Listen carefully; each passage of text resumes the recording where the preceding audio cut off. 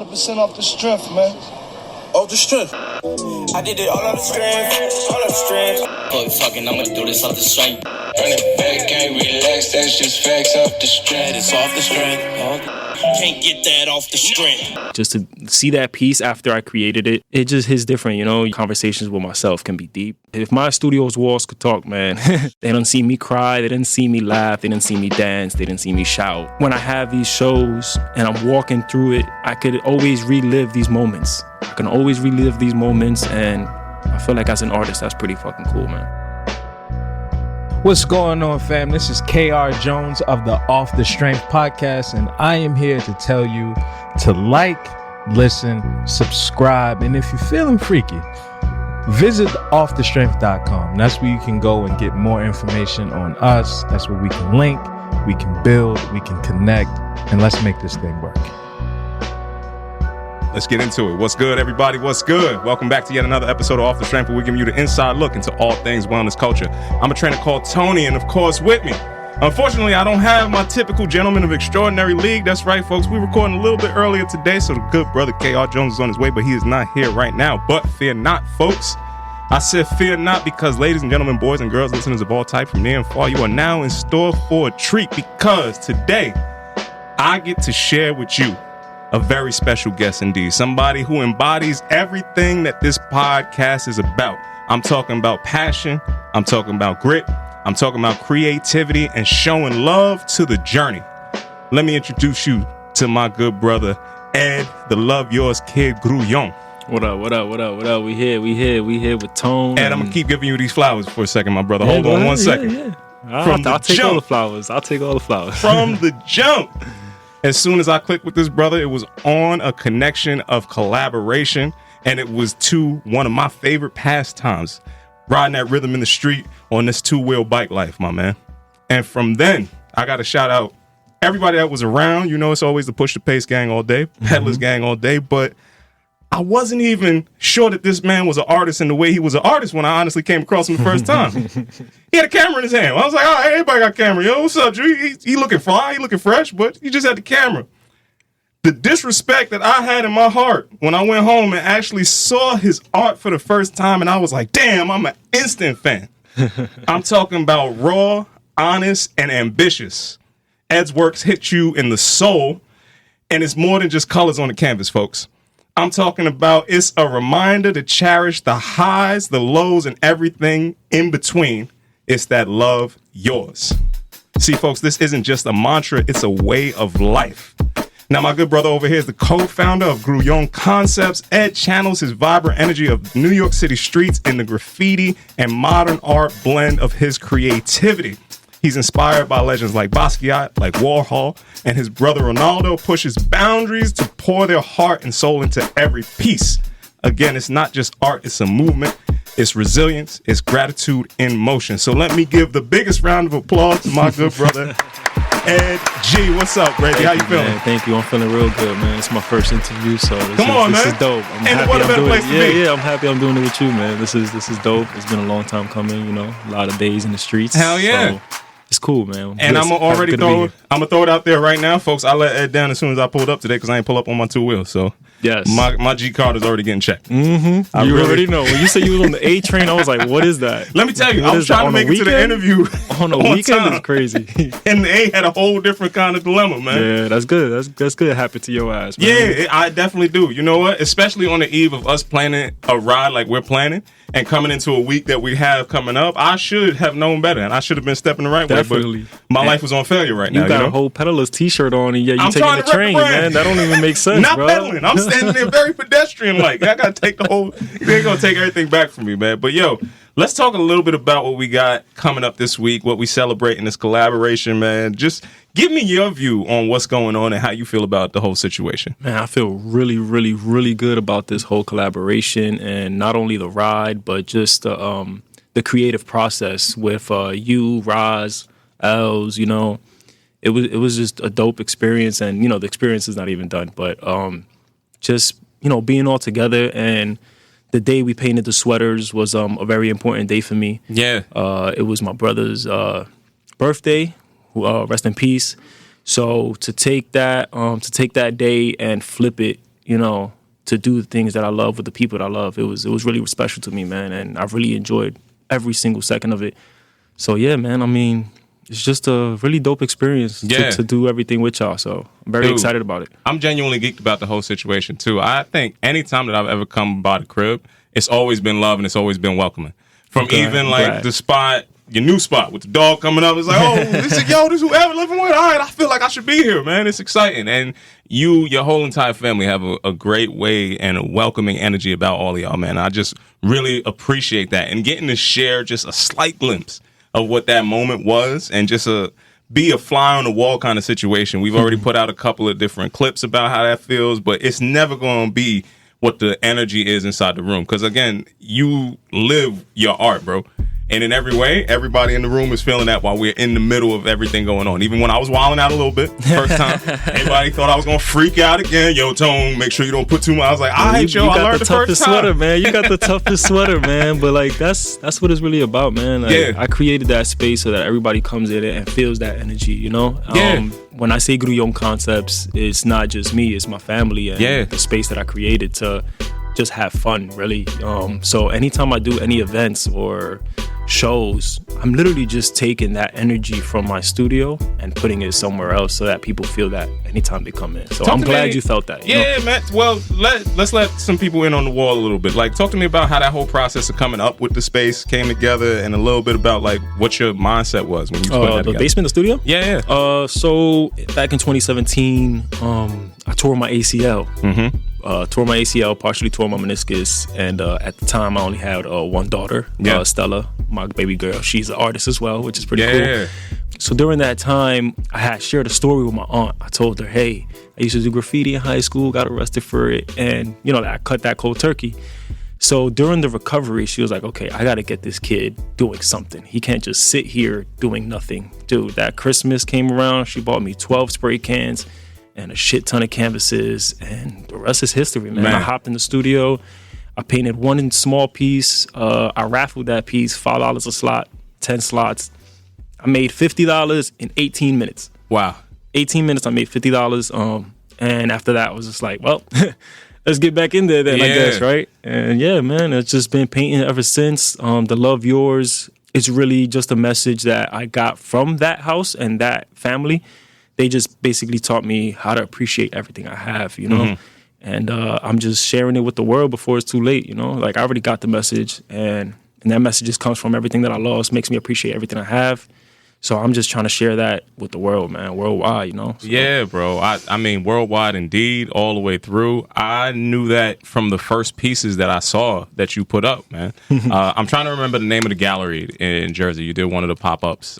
Neighbors. Yes, yeah, shout out to Neighbors Gallery. That's the homie right there. For sure. So I'm walking in, and I remember having a conversation in passing, but I was like, yo, I could feel just in the different messaging, the different phrases, you know, the languages that you switch between as you're coming up with your art, you're having a conversation to past, present, and future at the same time. Absolutely.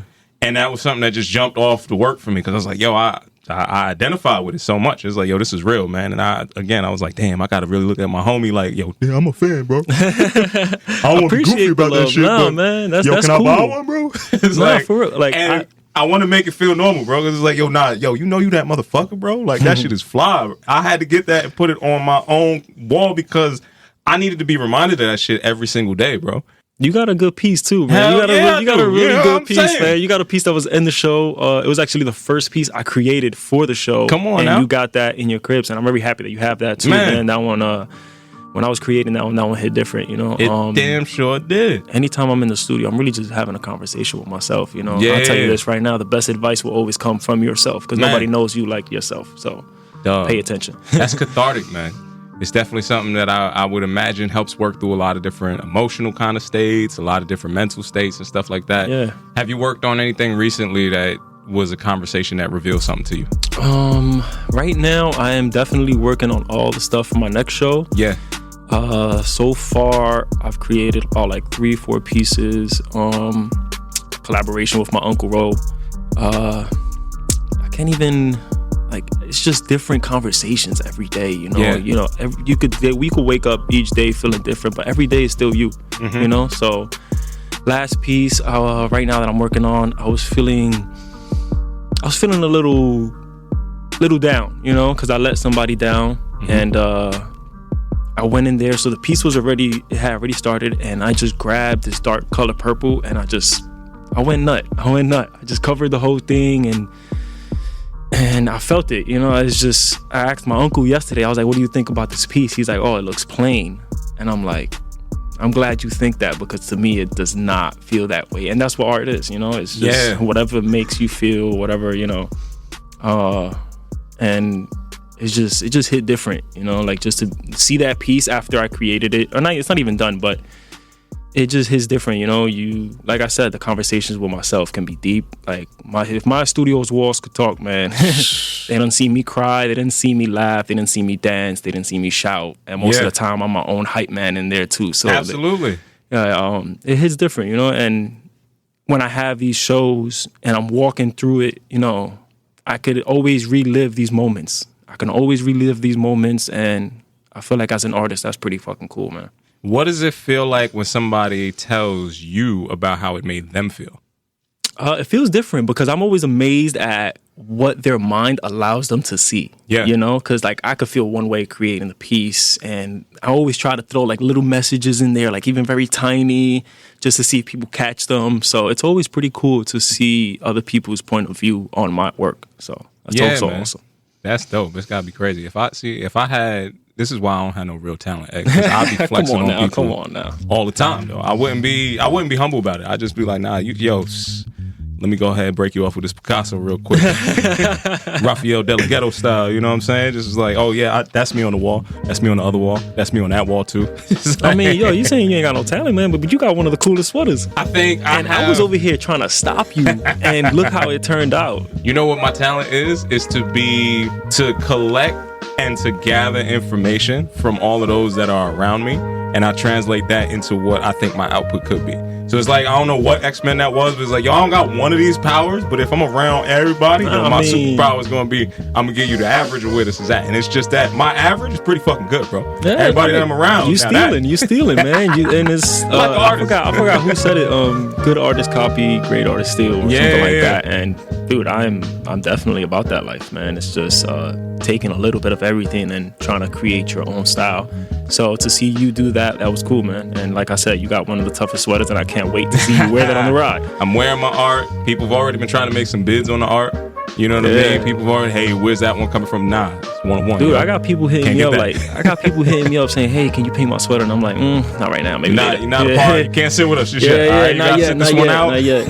You gotta wait your turn. You know, my friends and family, you know, I'm always gonna take care of them. So, you know, they get first dibs on whatever. But as far as like regular clients, like not right now.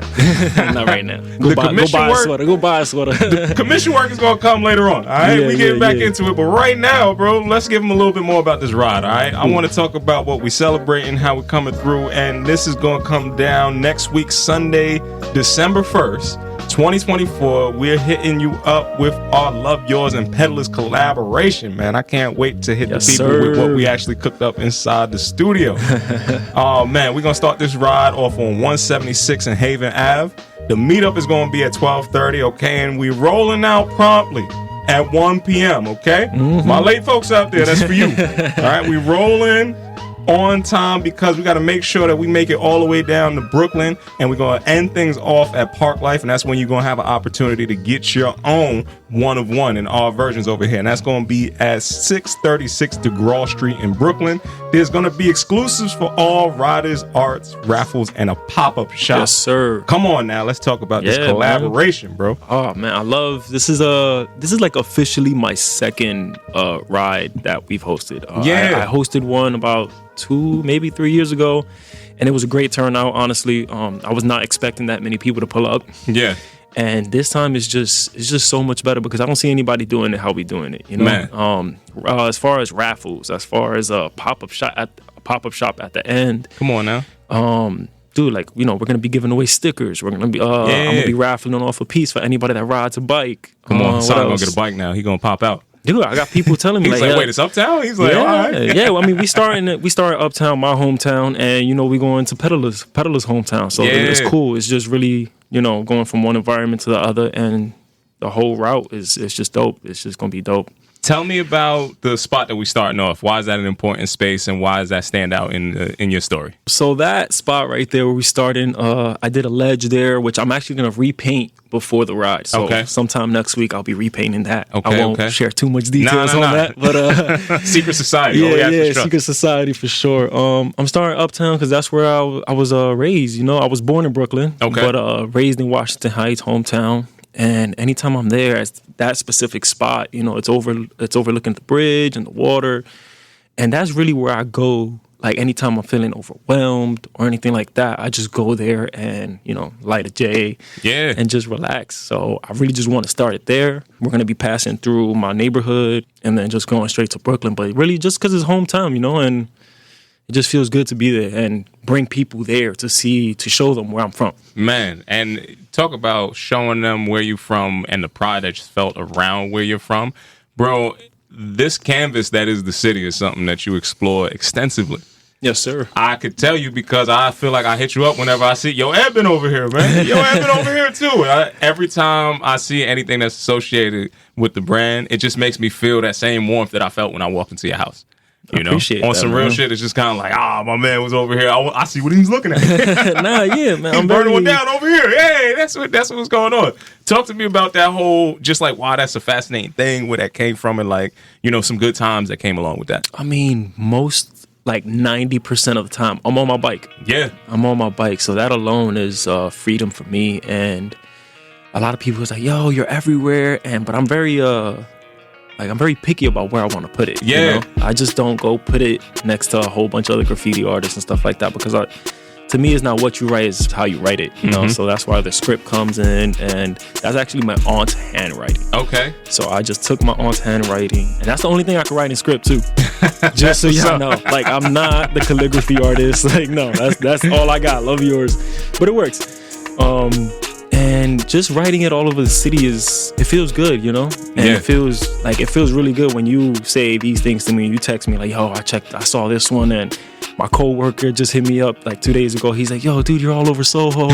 And I'm just like, yeah, man, I'm glad you're seeing the message because that's the whole point of it. It's just I want people to read the message and hopefully, you know, it just hits them different. Like I've had people tell me like, yo, I was on a run and I was feeling dark and I saw You Love Yours and it changed everything. So that really hits home for me because like Love Yours is a good message, but ultimately it comes from pain. You know, it comes from everything I lost. So yeah, it feels really good to be recognized. You know, it's in that dichotomy, and somehow that through that process, I think a lot of the times the only way you make it out of some things is to go through it. Absolutely, going through that every time you write it and seeing the reaction that comes back with it. I mean, I would have to imagine that lives on forever. Absolutely. You know what I mean? So long after we're gone, somebody's going to see that and it's going to still have that same resonance. I mean, that's the whole goal too. Like I feel like as an artist is to life after death, you know, like even after I'm gone, I'm going to still be here. So yeah, definitely, man. Definitely. I agree.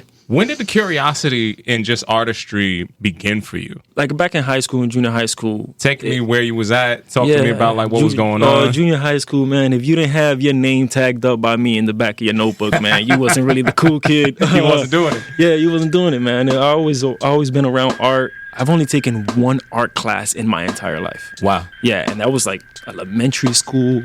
As far as that, like I never really been in art classes. Everything is pretty much self-taught. And telling you right now, I can't draw for shit.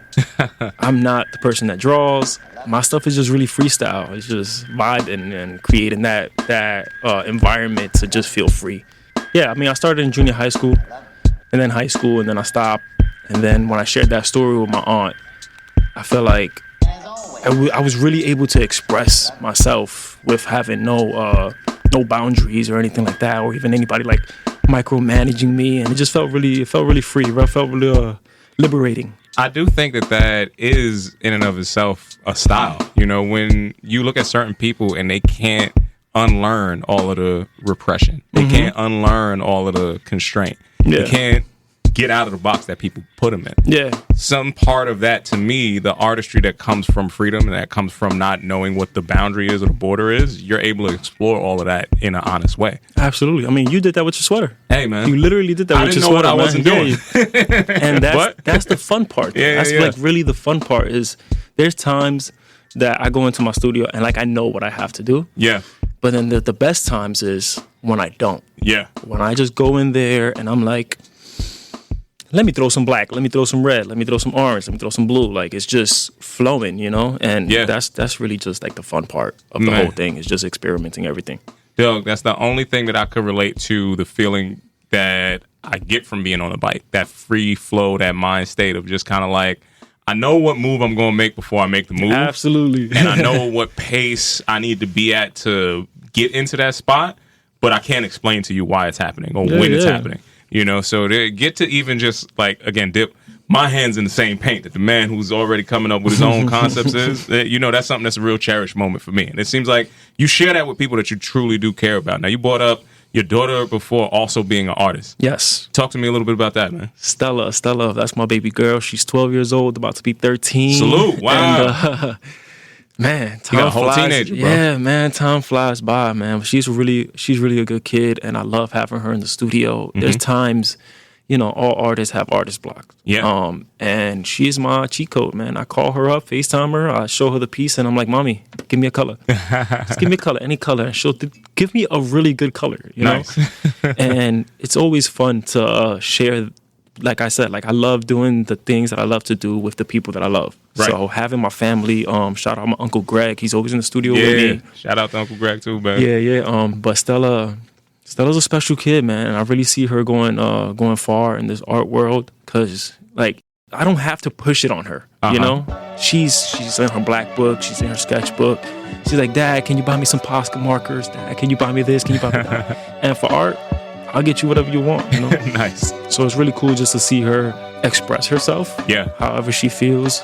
Like anytime she's in the studio, she's like, hey, what should I do? And I'm like, whatever you want. Yeah. Whatever you want. Don't ask me what you want to do. Like, do whatever you want. My studio is your studio.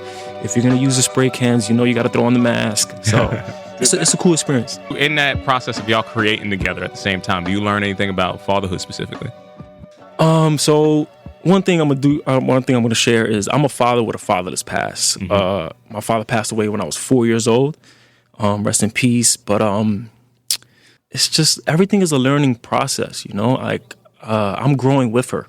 I'm growing with her as an artist, as a father, even as a friend too. Like, you know, she's my world, man. She's my world, and it's just a really good feeling to share something like this with her, and hopefully that. What I instill in her is just do what you love. And if you could live your life through that, then you have found your purpose, you know? Bro, that's beautiful. Yeah, man. And it's a rarity to be able to share that in real time as you're also going through it now. Yeah, man, I'm just left speechless about that. I know you have another little one, too. Yes, she's on our weekly call sometimes, you know? Man, April, man. She was in the studio last week. Let me tell you a funny story. So, again, like, I let my kids, you know, feel free, do whatever you want. Yeah. Dude, I set her up like right outside the studio because I'm also working on something. So I got her easel, plastic on the floor, you know, because kids. Yeah. Dude, I go in the studio, come back out. My daughter is elbow in a gallon of paint, like just a whole elbow in there. And I'm like, oh my God, you are not serious. She's like one elbow into teal and the other elbow into orange. And I'm like, you give me a hug, Dad. Yeah, that's all you need to do. Like, you done already messed up my gallons of paint already, but for like a split second, I'm not gonna lie, like I did get a little frustrated. Yeah. I was just like, damn, now I gotta clean all this up. Then she started wiping herself off of her pants, and like something that I do all the time. Like 95% of my clothing has paint on it. Yeah. Honestly, 95%. Some of my sneakers are fresh, but most of my clothes is just paint on it. Just to see her be me. Yeah. You know, just to see her be me was cool. Like at first, like I said, like I did get frustrated at first, but then I had to like just, you know, catch myself and be like, she's a kid. Yeah, she's a kid, man. And I try to clean her up as much as I can. I had to take her clothes, put it to wash right away. And then when I threw the clothes back on with all the paint on it, like it was really a cool moment because I was like, dude, that's my kid, man. Yeah, that's my kid. This one's yours. Yeah. I'm like, yep, that one's definitely mine for sure. So it's always cool to have the kids in the studio, you know? Yeah, man. What have they ever shared what they think about your art to you? Yeah, so I kind of like trained my oldest daughter to like not share that I am the Love Yours kid, right? Yeah. But she does love rocking my stuff. Yeah. You know, she loves rocking my Love Yours tote bag, my hoodies that have paint on them. She loves wearing it. This hoodie right here, only her and I have this hoodie. Yeah. So that's cool. We share that as well. I think she finds it pretty cool, you know? That's and especially that I'm everywhere, so. Right? He's like, no, I've already been here. Yeah, I got blessed into this room too. And fun fact, my youngest, she said "Love Yours" yesterday for the first time, so that was cool. That was cool. I had the mirror, and I was like, "You know what this says?" Well, I asked her, I was like, "You know who did this?" She was like, "You." I was like, "All right, cool. And good thing you know." But it says "Love Yours," and when she said it in front of her older sister was like, "Did you hear her?" And I'm like, "Yeah, I taught her that." The dots are connected, man. Mine is expanding, you know, and Yeah. and that's another way. Again, you'll see that continue to live on in all the different little aspects of, you know, their lives respectively. You know, I don't know if they want to be artists, but whatever they want to be, giving them that much freedom is also going to give them, I think, everything they need to just help man, move forward. I try not to force anything on my kids. My oldest, I just want her to read more. Yeah. Because like I'm starting to read a lot more now. But as far as doing what you want to do, mommy, do it up. That's what's up. You're gonna be a kid, you know. I'm not gonna stop you from that. You know, I'm that parent where like I see my kid, you know, fall, and I'm like, get up.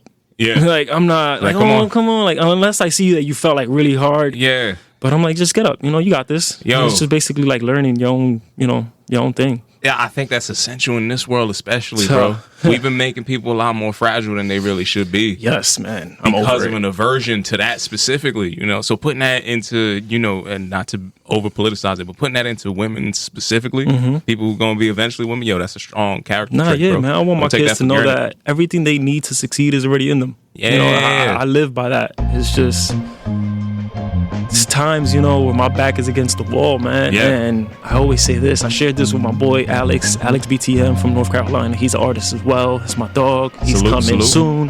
I love collaborating with him.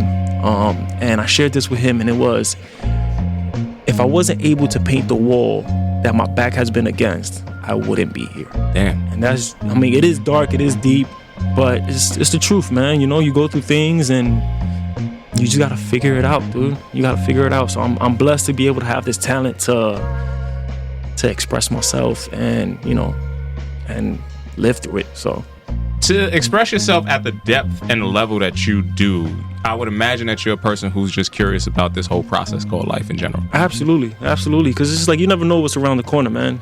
Walking out your door is a risk. Yeah. For real. So I feel like I live people's greatest fear, and it's just the not knowing, you know. Where is that curiosity for asking what people don't know come from? I would say it really came, there was times where I didn't have a job, right? And I was just art.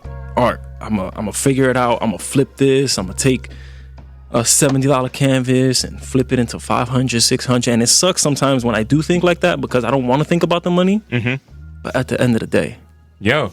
it's about the money. You know, we gotta eat. I got mouths to feed. So Yeah, that's what I was about to say. Don't rob not just you, but also your future for what your talent has provided for you. You know, there is something to look at the gifts that one is given in life too, and not necessarily overanalyze it. You know what I mean? I can't tell you the difference that makes you, me, and somebody else who's going to do it, somebody else. And they probably look at that and be like, I can do it. And be like, I could do this, I could do that. But you're not doing it. I've had the funny story. So very early on in my career, I had somebody buy a canvas, right? Now this person pulled up with her friend. And when I handed the canvas, it was very cheap too. $150, dude. Like that's nothing right now, compared to the pieces that I have. And her friend said, "Damn, you paid that for this?" And she was like, "I could have done this." I took it complete disrespect, but I looked at dead in her face and I was like, "But you're not doing it." And that's what separates me from you. Took my money, gave her a canvas, and I just did. Talk to me about value in that conversation.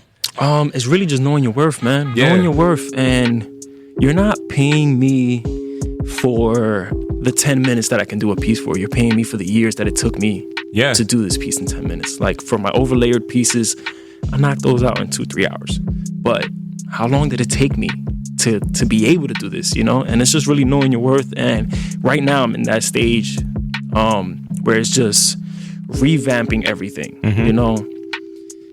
I like where I'm at and I like where I'm headed, and I just got to focus on that. The main focus is to remain focused and just know your worth, man. Know your worth. I've been in this game for about 7 years, about to be 8 now.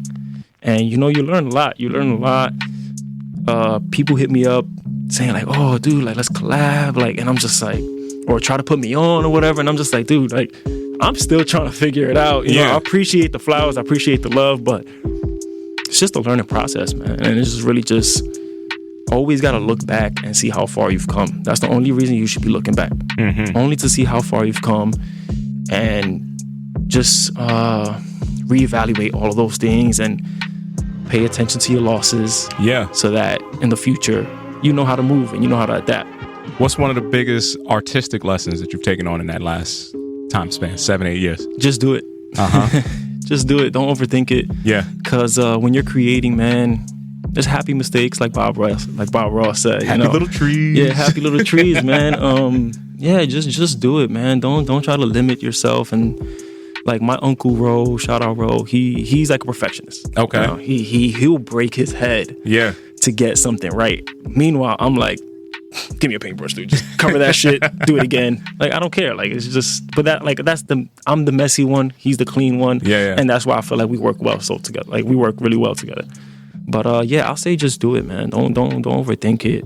Because the art is not for other people. The only thing that I have for other people is the message, love yours. That's the only thing I'm giving you. Yeah. Everything else is for me. Now, if you like it, great. If you don't, I don't really care. I really don't. Yeah. That's what's up, man. I'm so proud of the growth that I hear inside of all of that. I'm so proud of the confidence that I hear inside of all of that, because these are things that not a lot of artists just walk in the door with. No, sure. A lot of people do go their whole lives not having some of these lessons that it sounds like assuredly before you even go to embark on whatever level of expression your art needs to take shape in. You brought up that you reading different books and stuff like that. You got any lessons or any books that you're reading now that's kind of coming up? I would love to share share this. I'm reading the 10 Times Rule book by R. Cardone, and it's a really good book, man. Yeah. And it's just basically the moral of it. I'm not even done with it. I got like a few pages left, but the moral, what I've grasped from it already, is how to succeed in whatever you think success is to you. Whether it's a relationship, whether it's your business, or even relationship with your kids. And it's basically applying the 10 times rule. So let's say, for example, let's put it into art, or just the love yours message. The other day, I came out of work 10:30 p.m. I already had done an 8-hour shift. I told myself, I'm like, dude, if I'm going to do this, let's do it. I'm in Soho. Dude, instead of doing one tag on the way to the train, like, nah, let me bang this left. Let me bang this right. I found a corner. I did like 7 love yours on that corner. I went to this other spot, did another 7. Like, it was just, I was love yours everywhere in Soho. And that's what led to my coworker saying, hey, dude, I saw your shit in every corner. And that's what you get from it. It's just basically doing everything at the 10 times effort, or taking the 10 times action. And so let's say you have a goal. Let's put it into money now. Let's say you have a goal to make $1,000. No, your goal should make $10,000. So that if you fall short, you already surpassed 1,000. Yeah. You know? And I feel like that's a really good book for anybody trying to better their life. Yeah. And just trying to move up, you know? It's a lot of lessons in that book. Hell yeah, man. But it's okay. I'm gonna keep it all the way real with you based off of that, right? That's not a book that people that come from where I come from would go to normally pick up. I'm gonna be honest, I know who Robert Cardone is. He's really in the space of business, kind of like scaling and all the rest of that stuff. If you've seen the Secret Bosses TV show, all the rest of that stuff, dudes, he gets to it. And he's not just pulling out of nowhere, but he's also not somebody that, again, in Bed-Stuy, you just walking down the street, I just pull out that yellow and red writing on the book. Nobody's going to be like, oh, yeah, that's the 10X rule or 10 times. You know, I know what that is. Like, what makes your mind go there? What makes your mind even, like, decide, you know what? Here's the art world. I'm going to go and look at a business person for inspiration. Like, talk to me about that. I feel like it all just hits you, you know? It hits you at your own time. It's basically just like when reality hits you. It's just like, I didn't like where I was, you know? I was doing dumb stuff, or even relationships, treating it like it was nothing and meaningless. And I was just feeling myself down. So I was just like, I got to change something. You know, I got to change something. This book was handed to me, And dude, just reading off like the first few pages, I was like, wow, like, and then applying those things. It's like one thing is just reading it and then just to read it. But if you really read it and apply it to your life, it can change it, you know? And that's with anything. Absolutely, it's just really taking that action.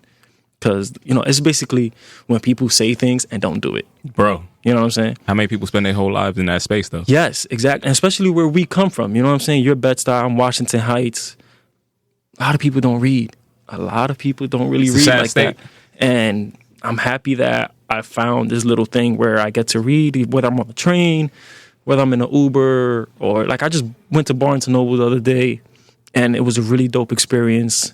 I got my daughter a book, and it was cool. Like, just to know that I can be better, you know? Yeah. Just by reading and executing. I'm a big believer in the whole self-help line and all the rest of that kind of stuff. And I'm going to put it on men specifically. Because if I'm being honest with you, some of the best books I've ever gotten have always been there and been given to me by some woman who was like 10 years ahead of where I was supposed to be. At any different point in time. They always been like, yo, you need to read this. You need to read that. And I'll be like, all right, you know, I guess I like some of the stuff she likes. So I'm going to look at this book and get to where it needs to go, right? But time after time, when those books are given to you at a moment or an intersection when you need it the most, shit feel like it's slapping you in the face. Absolutely. And the pieces that they're like, oh, this is a cliche piece of information. It's like, well, it's been rewritten about 1,000 times. Yeah, you should pay attention. You might want to take that lesson. They're saying it for a reason, man. For face value. You know, you might want to apply that, man. I feel like the lessons that have been the hardest for me to learn are the ones that I keep learning in different phases of my life. Yes, because, the Lord is going to keep telling you. He's going to keep pushing that lesson right in front of you. Man. He's going to keep putting it in front of you until you get it. It look a little different every time it comes back around, you know, and it'll give you a little bit of a different disguise on it. But the job of you navigating, at least what I would say toward what I would call success, is you being able to face it and be able to apply that lesson in real time. Absolutely. There's a lot of people, we in the information age. Motherfuckers is missing the application age. Okay? It's like we got information coming from everywhere. I feel like we should be the smartest people right now. Because there's a gap. Yeah, there's definitely a gap. But I'm saying in the sense like, you know, we come from the era where we didn't have phones. We didn't have, you know, I'm only 30 years old, but I always hang out with like older people. My uncle's 55, dude. And that's like my best friend in the studio every day. Yo. But, you know, we come from that era where like we didn't have anything and now we have everything. Yeah. You know what I'm saying? So it's just like we're like in that middle where we should be able to learn these things and adapt to it, you know, but everybody's different. Life is going to hit you different at any time. I'm just glad like lately it hit me, you know, It just, dude, I'm 30 years old. I got 2 girls. I can't be out here like that no more, man. I can't. You know what's exciting for me, even just in hearing that? I'm 38, right? And I could see the gap in that 8-year time span from me to you and some of the people that I'm around, right? So it's a foreign thing for people in your age range. You want to know how crazy it is for somebody who's damn near 40? And at the same time, we've never had more access to things that can change your reality, change your perspective, change your outlook on how you're doing everything quicker, accessible to people than today. Like on some real shit, bro, I'll be geeked out genuinely. Not necessarily about everything that's going on in the AI world, but the shit that I could do easier for spending time in like Chat GPT, I'd be like, yo, I just saved mad time, energy, and effort right now. Just asking one question. Dude, you know what's crazy? I haven't even used that shit yet. But this is what I'm saying. Yeah. So it's like, look, I'm missing that right there. I should be able to just grab that and do something. When I tell you that I champion it because it needs minds like yours. It needs minds like mine, because the people who came up with shit like that don't come from the same outlook that I have about this world. So the fact that just like taking a Cardone book and cracking that open is going to give you a different landscape that you're playing with. It's like, yo, we could all be coming from the same, but I look at it like this. Oh, you already hitting them with the 10X joint. You know, somebody else could be doing the same kind of repetition, same kind of motions, but they're not going to look at it the same way. Yeah. They're not going to appreciate it the same way. I'm telling you, on the digital landscape and the digital front, yo, half the stuff that you be struggling or I'm saying me, you, half the stuff that I was banging my head against the wall, yo, I got to go out and learn a whole ass new skill set. Oh, y'all just automated everything. The majority of this shit. Oh, it's up now. Because now you can really just let the thing that you are passionate, professional, and you've put those 10,000 hours into, you could let that thing be the guide and you could figure out the systems. And it's never been about your product. It's like, yo, how good are you at applying it to these systems to see that level of whatever you want to call success? Nah, yeah, for sure. All that shit's been the same. Yeah, I mean, chat. What is it? Chat GPT. GPT. That shit's cheat code, man. Yo, definitely use it. Dead ass. Definitely use it. My uncle be using it for stuff like to that. To somebody that you said he's how old? I'm talking about my uncle Ro, which is also he's the half of Grullon Concepts. Yeah, he for is sure. The founder. Salute. It's my man Rolando. He uses it a lot, man. Like, for example, I like to think that I have a way with words, you know. Yeah. Dude, my notes are filled with stuff. Absolutely. And he went on Chat GPT and give me a poem of Love Yours. Dude, I was like amazed. He's like, wait a second, hold on. Yeah, I was amazed at everything that it came up with. And I'm like, yo, bars, like. But it still has to have your base essence. Yes, and I think that's what a lot of people are missing, because you've already done a lot of that heavy lifting and that grappling with you have grappled with the life concepts that could mean. Mm-hmm. Now it's just applying it into, okay, what's going to be something that I need to apply this for this scenario? Yeah, what's it going to be for that scenario? I feel like you should let Chat GPT help you and not do the work for you. It's not doing all the lifting. It can't. Yeah. It can't. Let it help you. Let it help you. You know, because you still want some original things in your piece or whatever. So just let it help you and try not to like copy it. You know, steal it, but don't copy it. I put it to the same level of logic that you would have for building resilience or building resistance and everything else in life, right? If I helped you every time you fell, and you're enabling me. Yeah, I'm enabling you, and you never get the strength to stand up on your own. If I use this 100% of the times that I need to think about something, my thoughts are not going to be my thoughts after a little bit, right? Absolutely. So if you could build them both together symbiotically, I think that's the best way forward. And it's crazy because that kind of goes back to the kids. Exactly. You know? That goes back to the kids. It's just like, I can't always help you. You got to somehow figure it out. Like, for example, like when my kids fall, get your ass up. get your ass up. Like, unless you fall crazy, you know, like I know you bleeding. Like, all right, I'll help you, but get your ass up. I'm not about to be that parent because I've seen what that could do. You know, I've seen it firsthand. What it could do, and I'm not a fan of that shit. A lot of people who don't know their left side of their body from their right side of their body. Still, a lot of people can't ride, can't walk, can't chew bubble gum at the same time. For example, simple thing, because you know we are bikers. Yeah. People that can't ride a bike. Oh man, it looks crazy. I feel like those are the kids that was home, like on video games and stuff like that. And don't get me wrong, video games is cool, but there's so much more to life, you know? Like, I saw this comedian. He was like, I walked into this kindergarten class, and there was not one kid with a cast on. Meanwhile, back in the days, I forgot who was the comedian, but he had me rolling. He was like, back in the days when I used to walk into class, it looked like the VA hospital because everybody had a broken arm or a broken leg. And it's just like, dude, you got to get out there. You got to get out there and experience life, man. Yo, you wanted to have a cast for people to sign. Dude, like I push, I don't have to push it because my kids love riding bike with me. Now, I painted my daughter's bike, my oldest, and my youngest, she was like, can you paint my bike? I'm like, we'll slap some stickers on it for now. And when you get older, I'll get you your own single speed. You get a couple more reps in. Yeah. We'll see how it goes. But it's just like those little things, you know, creating that balance, you know. Yeah. Kids, you see them get on a scooter or a skateboard and they're like, dude, what? They're like, afraid to fall. Like my daughter, my youngest, I got her the Strider bike, which is no pedals. It's just teaching you how to balance the bike. And she wanted to paint that. Which I love. But like, you know. She was like, nah, I need to love yours right here. Come on, Dad. Maybe in the future for the next one or Hold whatever. me down. Yeah. But she was going down the hill and I was like, slow down. Boom, she fell. And she started crying a little bit. And I was just like, I picked her up like her arm, but I didn't like carry her or anything. I'm like, walk it off, you'll be all right. By the time we got to the car, she was good. You know, and it's just those little life lessons can go a long way. Yeah. You know? So definitely just get out there, man. Get out there. Take a walk, do something. The house, you know, it's always good to be home and, you know, safe. But that's just a comfort zone and you're not going to grow in that. So get out there for sure. You got to push the boundaries a little bit. You got to step outside your, you know. I mean, dude, I ride a bike with no brakes. Man, talk about that, dog. Because that's also something that I haven't actually, you know, had the bravery to go into just yet. And I also get clowned about that. Like, yo, Tone, what's up with your brakes, you about that, man? Yeah, Who does that? exactly. I don't know anybody that when does you getting on fix, yo, what's up? That's the level.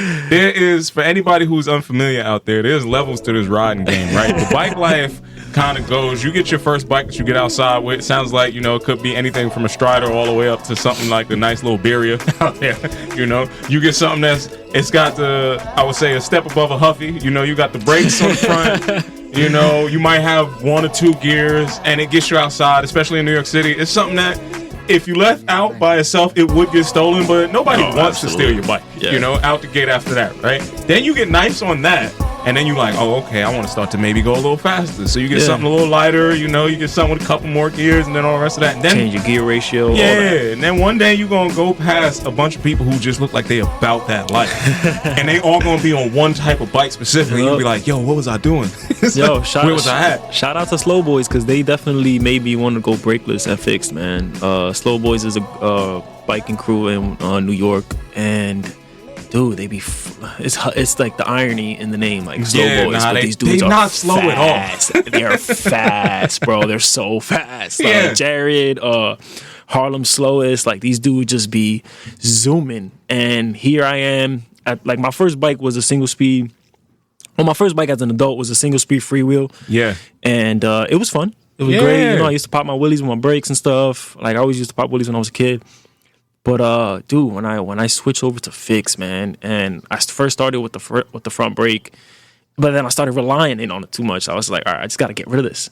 And dude, the adrenaline rush is amazing. Like just coming up right now, I came up from World Trade Center here, which is I just checked it, 3.6 miles, which is nothing. Easy money. Dude, I'm like in the middle of 6th Ave, just weaving into cars, and that goes to the not knowing, you know, timing everything. And dude, I had to skid a little bit. I had to put my foot on my back wheel, and floor's kind of wet. Boom. Yeah, just finished raining. I hit a mirror. Kind of his fault because he came into my lane, but it's those stories that keep me away from the not race. But it's not that crazy. I feel like once you learn how to time things, it just becomes so much more fun. You know, you're one with your bike. The bike is super light, and it's aesthetically pleasing to look at with no brake cables, nothing. It's a simple bike. Something breaks, I can fix it. Like, I love that. I love riding fixed, and also it feels like a workout. You know? It definitely is. You can't stop pedaling. So I like that feeling when I get off my bike. It's like, oh shit, I did some work. So I feel like when you get to that level of biking, you're riding an instrument at that point. Absolutely. It's like you have to know the song of the city. You have to know how to make sure you don't jump in off the wrong timing. They count on the 1. Yeah, like, hell yeah, you come in on the 2. That's your ass right there. Anybody that's trying to go fix, rock the front brake for a little bit and just always keep timing stuff, you know? Even hopping on the curb, you can't just go to the curb and hop on the curb like a regular freewheel. It's a lot of stuff that you can't do. You either gonna fall or blow a tire or something like that, or two. Like it's a lot of timing on that, but it's ultimately just fun. It's always fun. It's a visceral feeling that I could easily see translates right back to that whole art kind of space. Because you're not just riding anymore after a certain point. You and the bike are one. And now in that, you know, whatever that, you know, the rhythm that you have together with that is now playing with everything else that's going on around everything. Yeah. Dude, shout out to Roz. Go fast, don't crash. Right. You know what I'm saying? Like, that's it. It's fun. It's fun. It's really a way fun. of life, man. Definitely. It's really, a culture. Yeah, so it's a culture, but it's also a culture that does really embody that whole worldwide kind of aspect. You know, what's some of the favorite places or locations you got to touch down on your bike in? Definitely Miami. Okay.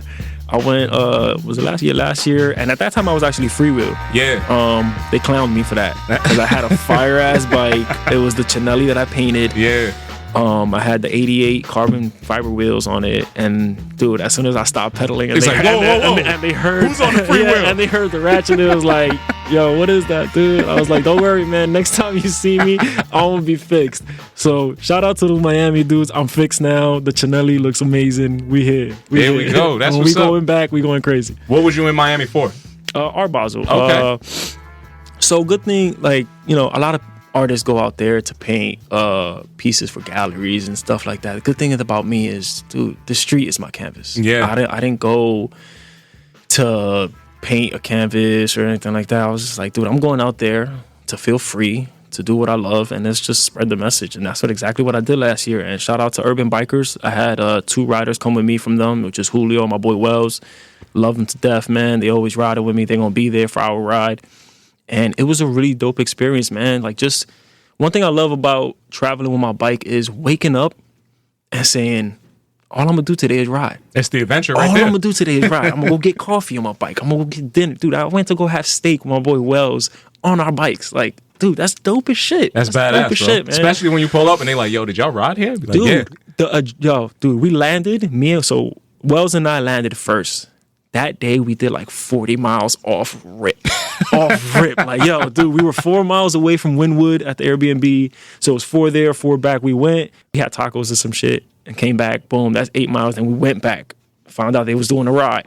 We did that ride with the Specialized. It's like I forgot his name, but It's a fly Specialized down there though. yes, in Wynwood. Yellow fire, bro. paint all over. They got the It's- art on the pot. Yeah, Dude, I've been in there. They got the Striders, but like the Yeah. Specialized ones and the custom paint jobs. Yeah. It's a really cool store in Wynwood. But the manager there, he was like, "Oh yeah, we're gonna be having a ride later. Just pull up." And I'm like, "Cool, boom." And that's when I met what's this dude's name, Snake God or Snake God. Yeah, Snake God. That's when I met him. And yo, yeah, he was one of the ones clowning me for sure for riding freewheel. But after seeing him ride past me, dude, I don't know what gear ratio he had. Wow, my man was gone. I'm over here like, Yeah. no, he's just flying. Leisure. Taking a picture of you at the same time. So that kind of inspired me to go fix too, man. Like, just I want to get my legs stronger. Yeah. I want to be the cool kid, you know? I want to be Yeah. the cool kid. So it was dope. It was a dope experience. But ultimately, just going back to the question, just waking up and riding bike, man. Like, not having an agenda.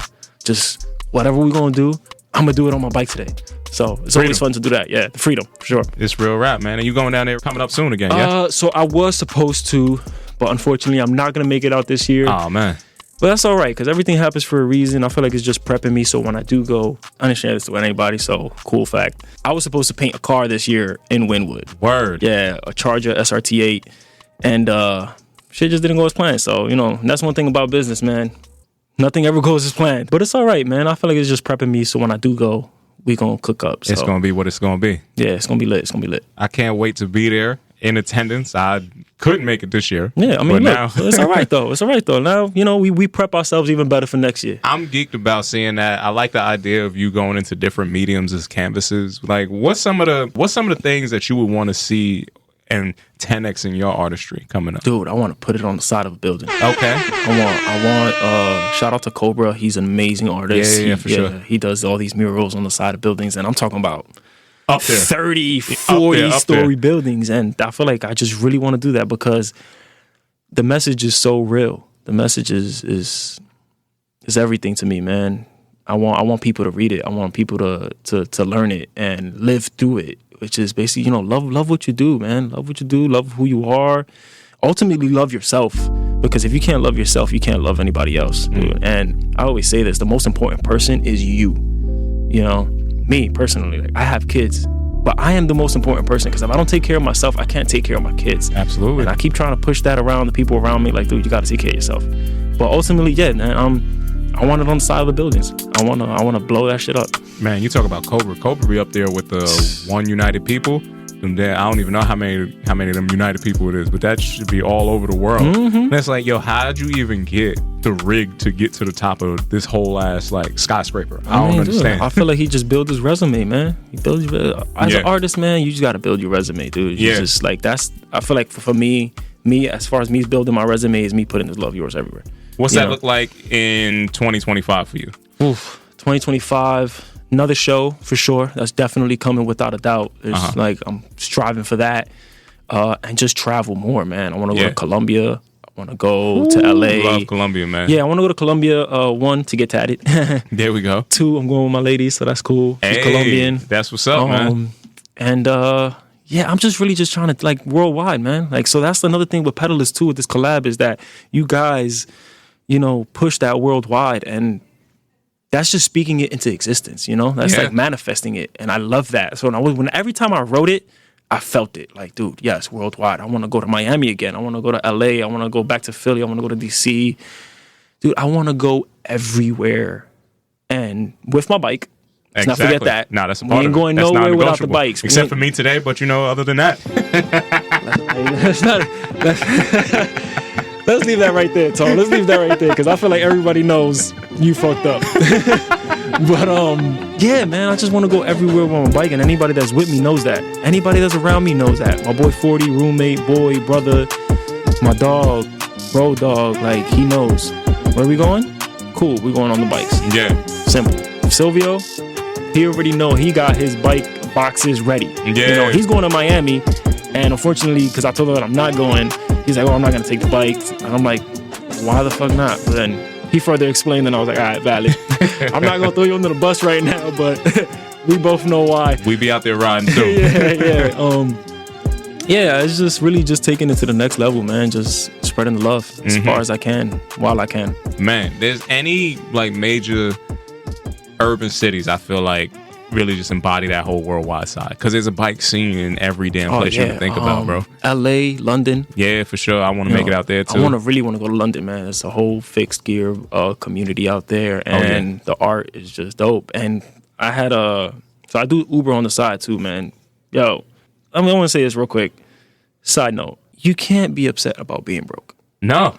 You can't. You know gotta why? embrace that shit. You got, because it's just this, the money is made. Go get it. That's it. Dude, like I said, I told you earlier, I finished doing Uber at 3 a.m. I'm about to go clock in at my other job in 40 minutes. Yeah. Like, it's just, do the most you can while you can. So those complaining about being broke, that's your fault. Anyways. While you brought up you doing Uber, one of my homies that I've known for like most of my life actually had the super random occurrence of passing your paths, and like felt a lot of the same sentiment that I already shared.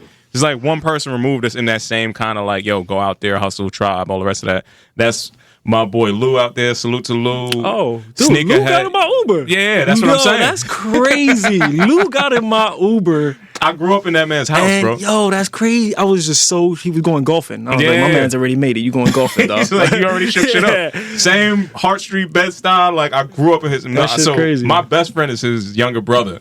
And we always grew up looking up to seeing what he was doing, because that gave us like the cheat code to what we was doing. He shared this with me. And he shared this with me. He was like, oh yeah, like my brother was really cool, whatever. And it's dope. It was real dope. And I forgot how I don't know if I was wearing like a Pedalas hoodie or something like that. Or he might have seen the Love Yours, like some kind of... Actually, in my car, I had a sticker that had my IG handle. And I guess he went through there and then saw that I was cool with Lauren and you and Roz, and then he was like, "Oh shit, you know these people, Tone." I'm like, I'm gonna go meet up with them later. Like, but it was cool. It was cool, man. I love that aspect about this city specifically being so big and so small, especially when you're doing something that is as specific as being a part of the arts, being in the in crowd, being on the culture. Like, yo, there's really only a handful of rooms that all of these people will have the same like access to walk through easily, and you'd be like, oh yeah, this my people over here. This is who it is. Oh, okay. Like, you was talking about pulling up somewhere on a bike before, and deadass, we went to one of Hassan's parties on bikes, bro. We just pulled up. He's like, yo, y'all rode up here, bro? What's going on over here? That shit's dope. And I'm pretty sure Hassan found it dope too. He's like, y'all pulled up on bikes. I mean, look, I appreciate y'all coming. This is Uptown. You know? I don't think you pulled up with us, but we went to the Street Theory. Shout out Street Theory, man. Murals everywhere, dude. You guys are cool as shit. I look at them as inspiration too, man. Okay. Like those are the people that are on the side of buildings, you know, together with Cobra. And like, dude, shout out Street Theory, dope as shit. But they had a grand opening for the new studio. Lauren, Roz, me, Mikhail, 40, we all pulled up on our bikes, and it was like, yo, like, it's a crew. Oh, like, y'all really about this bike life? And I was like, oh, you thought we was playing? Like, why would I take the train, Tone? Yeah, and my when bad, I could bro. ride my bike? You know why? I'm gonna be all the way honest with you. Yo, they just put that giant ass tree outside, and that's somebody who's been recording here for forever. Man. Them dudes over there be walking around clipping shit. Oh, really? Stuff Oh, off. damn. Yeah, that would be that suck. I would come out, and not only the level of heat wouldn't even be negotiable with somebody else. I don't even want to picture that. See? I don't even want to picture that because I love my bikes. We dude, talk and I got about a the lot love, of money but invested in them. We got to talk about some of the things that come along with the love, bro. Yeah, man, for sure. Don't lock. I personally say don't lock your bike outside. Yo. I don't even care. If I can't go inside with my bike, I'm not going. How do you handle that in different cities, though? Like I said, I'm not going, dude. If I can't put my bike outside and sit right where I can watch it, I'm not going. I'm cool. I'm telling you, man. It's just not. You pull up in some of these different spots, like, I would want to see, like, it doesn't happen, but some people are super quick with the clip, with the saw. Dude. They super and you fast, gone. man. My homegirl, she went to go get a massage. New bike. New bike. like not even a week old, dude. Went to get a massage, came out, gone. I can't imagine what that feels like. I'll be burnt. And then I'm looking for you. Oh, what, dude? So this is the bike that we have behind you. That's my daily. That's my State V3. Okay. I have invested some money in it. Wheels. Got a couple upgrades, folks. Yeah.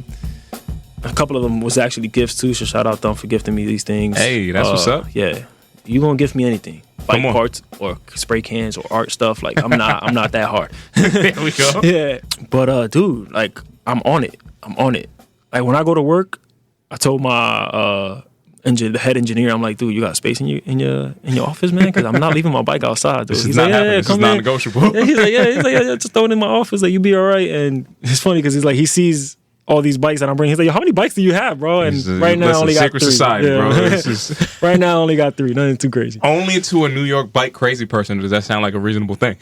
Yeah, dude, I know people. Shout out Chunk. Yeah. Chunk. I don't want to spread your business, but like, dude, you got like 7 bikes, bro. Like, that's how do they even fit in your house, man? That's insane. And that's what I want to aspire to, man. Yeah, dude, I want a bike for every day of the week. Yo. And we gonna get there. We definitely gonna get there. Right now, I'm just rocking with like 2 solid bikes, which is the State, which is my daily, and then the Chinelli right now just catching dust. But we're going to bring her out for the ride. So pull up to that. There's going to be a few bikes that I've painted. My bike, Silvio's bike, is going to be out there. And I am looking forward to painting more bikes, man. Like for the next show, I want to have like 7 bikes painted. Shout out Curly Blocks. She's going to bring me a bike. That's what's up. 40, he has his Wu-Tang bike that the State, but we're going to do Wu-Tang a la Edgy, you feel me? So we're going to revamp that. And my homegirl, Seima, she got a bike. I already got that one in the studio. Yeah. And we working on that. So it's fun. It's fun working on these things, you know? And if you don't know, don't ask me to paint your bike. If I don't know you personally, I don't care about the money when it comes to painting a bike. It's a real personal attachment that I have to these things. Because, I could paint a bike for you and you could treat her like shit. And I'm going to feel some type of way, so.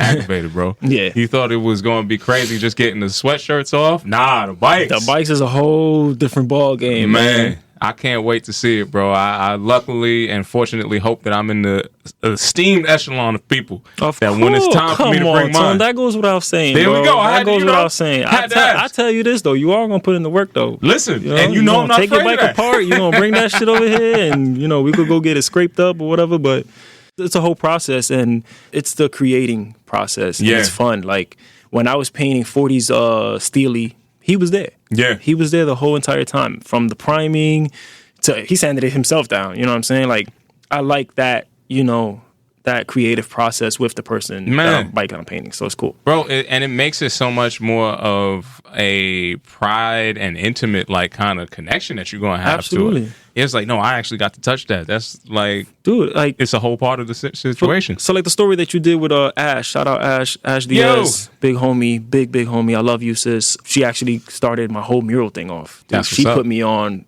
to a client that wanted a Love Yours thing, and that was my first mural. And from that one, dude, it was 20 of them followed after that. So shout out Ash, you really did it for me.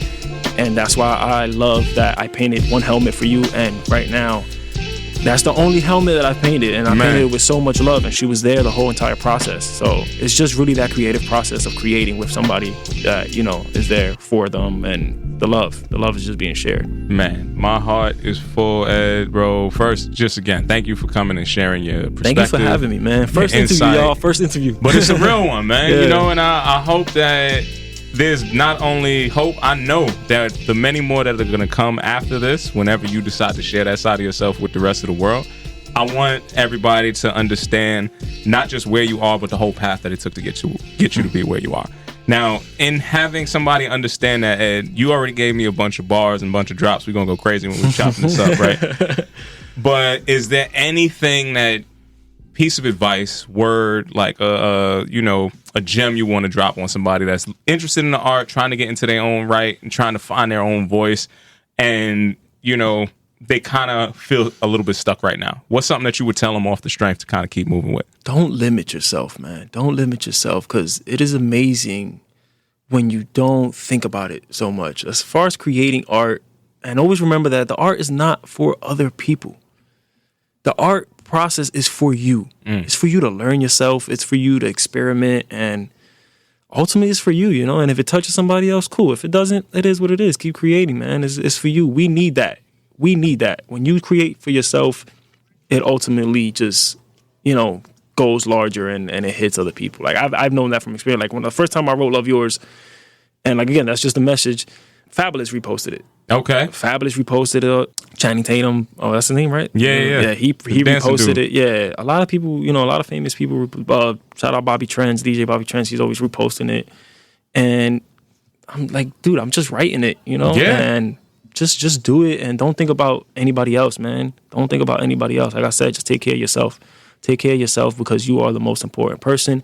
Everything you need to succeed is already in you. And just go for it, man. Just go for it. Don't quit. Consistency is key. I always say this. It's just like when I'm creating and I'm giving these pieces to people or selling them to people, I need people to understand art money, right? As I grow, you have a very special piece of mine. As I grow, you're growing with me. Mm-hmm. You know what I'm saying? I am bringing that wealth into that piece because I'm consistent with it. You know, I'm going to keep doing it until my last breath. Feel me? So just keep creating for you, man. Stay consistent. Don't let other things discourage you and just stay focused, man. The main focus is to remain focused. You know what I'm saying? And that's what I'm really stuck on right now. And I'm stuck like that for the rest of my life, man. Man, I hope to be in your presence when I see it go as far as I know it's going to go, my brother. Nah, man, for sure, Tony. We riding together, gang. You know it. We here. From my heart to yours, man. Truly love yours, bro. Really do appreciate it. Thank you for coming on. Thank you for sharing your art, your perspective, and your motivation with us. Because I know somebody out there that's riding going to need a little bit more of this, man. For sure. Can't wait to shake it up. I'm about to haul ass to my job right now. Just so you know, out of here, bro. We got 30 minutes on my Get haul out the ass. way. Yeah, go fast, don't crash. You already know, right? Raz. It's been another fantastic episode of Off the Straight from a trader called Tony. And I'm Edgy. Love Yours Kids. Come see us December 1st at 1230 176 at Haven Ave, Washington Heights. Everybody that goes uptown and meets me there gets 2 raffle tickets for the art piece that I'm going to be raffling. If you meet me at Columbus Circle, you get 1 raffle ticket. But ultimately, if you riding, you winning. You know what I'm saying? So pull up. There we It's go. going to be dope. All right. Peace and much love to y'all out there. Until next time, we'll see you soon. Catch y'all later. Peace. My man. What's good, everybody? I'm a trainer called Tony, and I am here from the infamous Off the Strength podcast, asking you today, listeners, viewers, wherever you may be, to please like, listen, and subscribe to our podcast. This is how we're going to continue to be able to deliver you the best goddamn wellness information out here. So if you want to keep hearing this and you want us to keep growing, you are a part of this show just as much as anything else. So please go to offthestrength.com. Make sure you check out our blogs. Make sure you check us out on IG. And if you're hearing this voice and you didn't hit that subscribe button, know that Kyle is going to come looking for you. You got that right.